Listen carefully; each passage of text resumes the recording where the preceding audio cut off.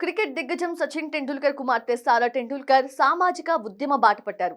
కొత్త బాధ్యతలు స్వీకరించారు. సచిన్ టెండూల్కర్ ఫౌండేషన్ డైరెక్టర్ గా నియమితులయ్యారు. ఈ విషయాన్ని స్వయంగా సచిన్ ట్విట్టర్ వేదికగా వెల్లడించారు. నా కుమార్తె సారా ఎస్టీఎఫ్ డైరెక్టర్ గా బాధ్యతలు స్వీకరించడం నాకెంతో సంతోషంగా ఉంది.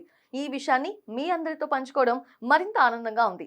ఆమెకు వైద్య రంగంపై ఉన్న విద్యా పరిజ్ఞానం సమాజ సాధికారతకి మరింత తోడ్పడుతుంది అని ఆయన పేర్కొన్నారు. చిన్నారులతో కలిసి సారా దిగిన ఫొటోస్ ని జత చేశారు. కాగా మారుమూల పల్లె ప్రాంతాల్లోని పిల్లలకి వైద్య సేవలు అందిస్తూ పోషకాహార లోపాన్ని అధిగమించేలా ఈ ఫౌండేషన్ సహాయ కార్యక్రమాలు చేపడుతుంది.